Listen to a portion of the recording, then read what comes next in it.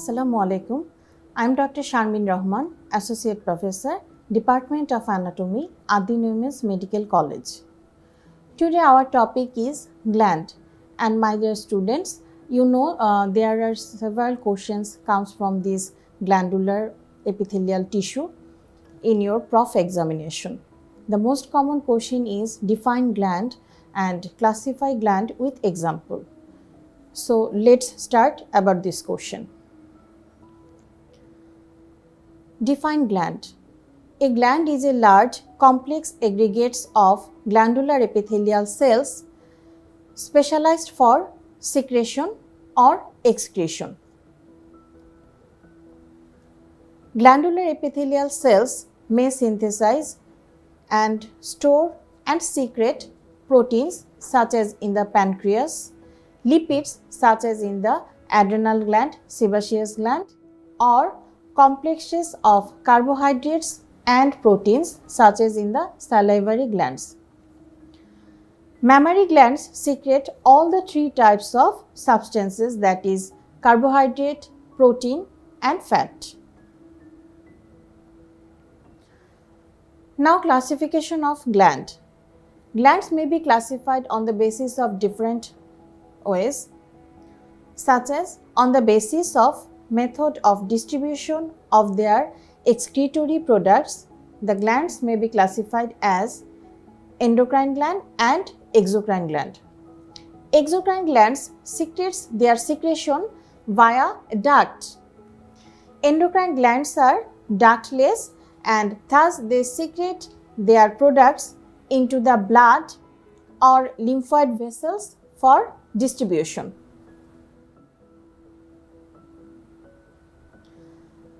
Now, how these glands are developed? By this figure, we can see this is an epithelial tissue which lies on the basal lamina, and some cells, epithelial cells, proliferate and they goes downwards, and there is a continuous growth and they form a duct and secretory portion, and so this is exocrine gland which has duct. And formation of endocrine gland are similar to the exocrine gland, but the difference is after growing there are some disappearance of the duct cells. So there are disappearance of the duct, and as we know that there are no duct in the endocrine glands, and these endocrine glands are surrounded by capillaries.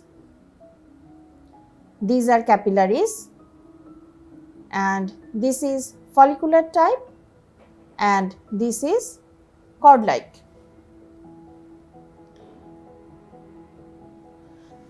Now, on the basis of number of cells, exocrine gland may be classified as unicellular and multicellular.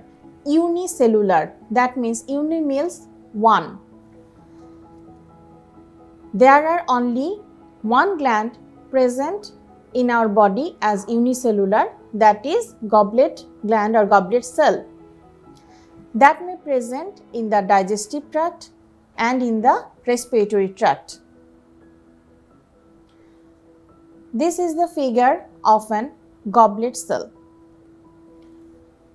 And multicellular means there are more than one cells present in the gland, and these multicellular glands again may be divided into simple and compound.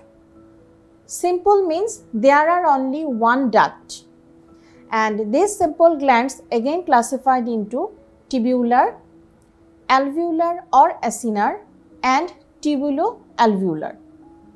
And these tubular glands again may be divided into straight, coiled and branched. Now compound gland. Compound means there are two or more than two ducts present in the gland. This may be tubular, alveolar or acinar and tubulo-alveolar. Now examples of these simple and compound glands.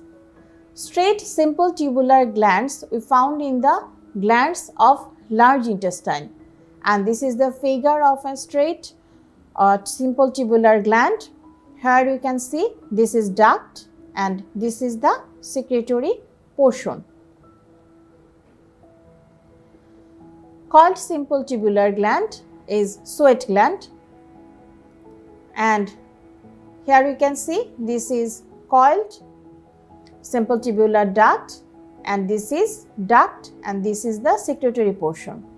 Here you can see these secretory portions are tubular in shape and coiled. That's why it is called so. Now simple tubular branched. Here is one duct, but the secretory portions are branched here. And the example is mucous secretory glands of pylorus of stomach. Now simple alveolar. Simple alveolar glands are paraurethral gland and periurethral gland. Here the secretory portion is alveolar or acinar in shape. Now simple tubulo-alveolar or simple tubulo-acinar. Example is mucus secreting gland of cardiac part of the stomach. Now compound tubular glands. As we know, these are compound because there are presence of two or more than two ducts. In this figure we can see there are more than two ducts present, and tubular because its secretory portions are tubular in shape. An example is Brunner's gland, which are present in the submucosa of the duodenum. Now compound alveolar or compound acinar.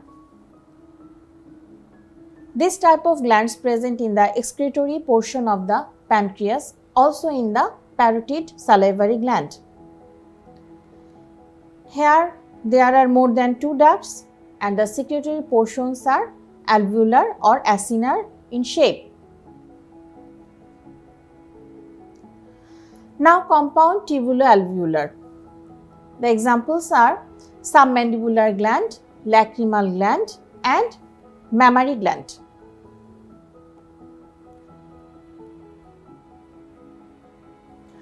On the basis of mechanisms for releasing of their secretory products, the gland may be classified as merocrine gland, apocrine gland and holocrine gland.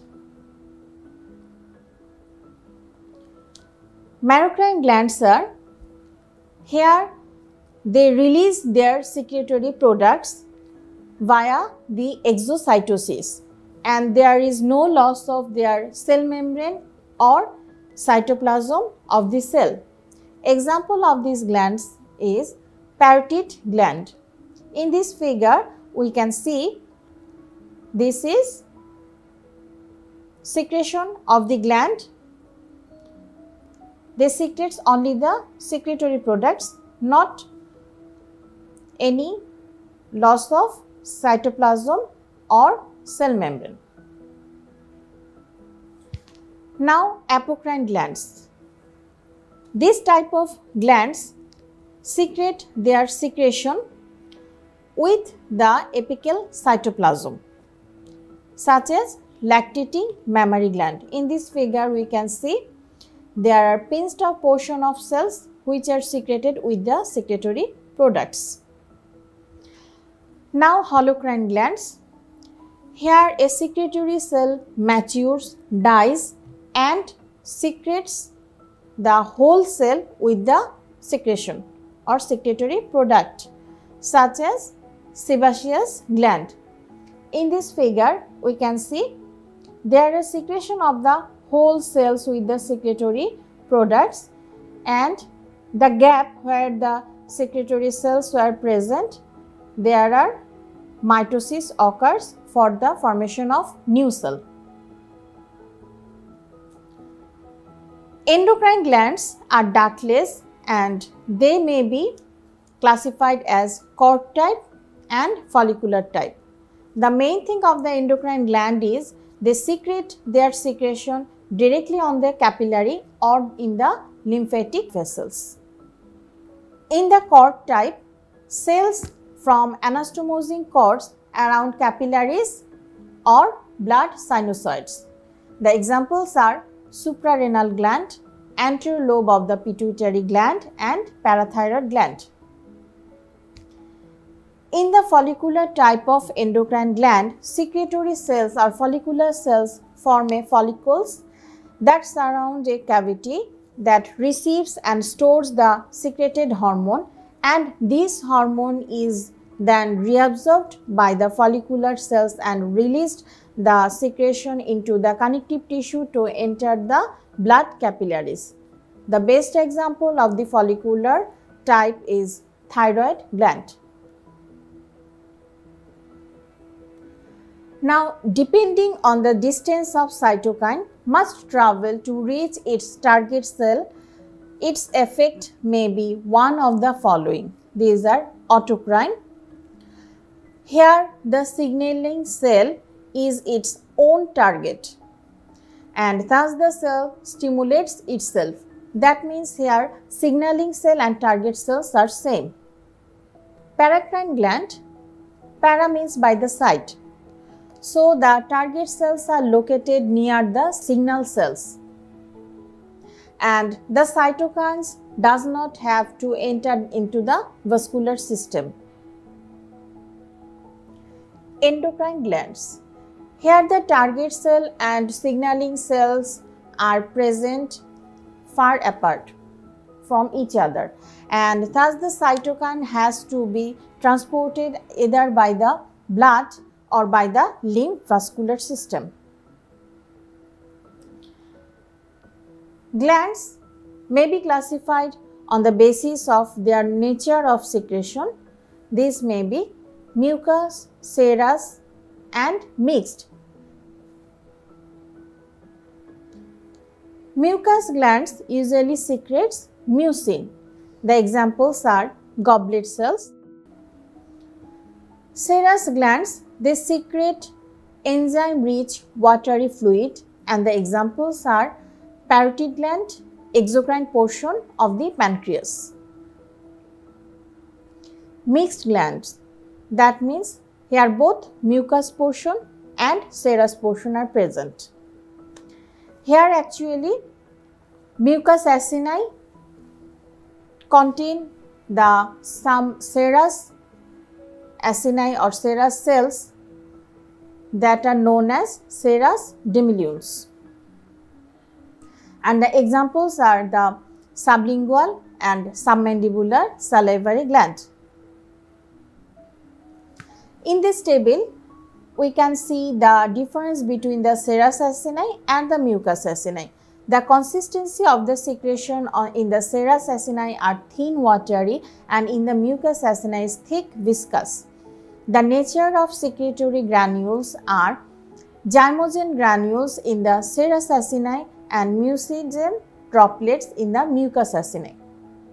Shape and position of nucleus. In the serous acini, nucleus are rounded and centrally placed, and in the mucous acini, nucleus are flat and peripherally placed. Size of the lumen is small in serous acini and large in mucous acini, and appearance of cell boundaries are indistinct in serous acini and distinct in mucous acini.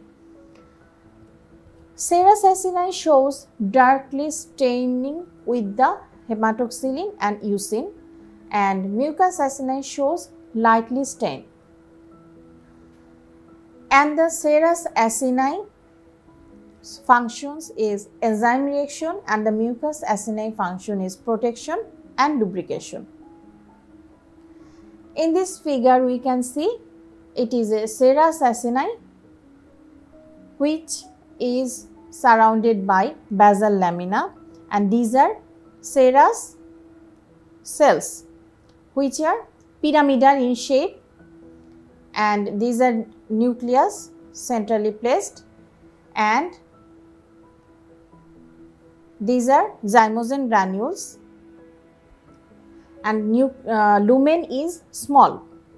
And in the mucus acini, the mucus cells are pyramidal in shape, and nucleus is flattened and peripherally placed, and whole the mucus acini is covered by basal lamina. And this is seromucus acini or mixed gland, where we can see this is mucus acini and it contains the serous acini, and both are present in a single basal lamina. We can see in this figure another type of cell, that is myoepithelial cell, which lies within the basal lamina.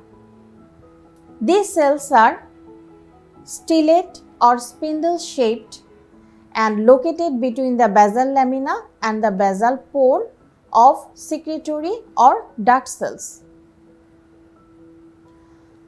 These myoepithelial cells are connected to each other and to the epithelial cells by both gap junction and desmosomes.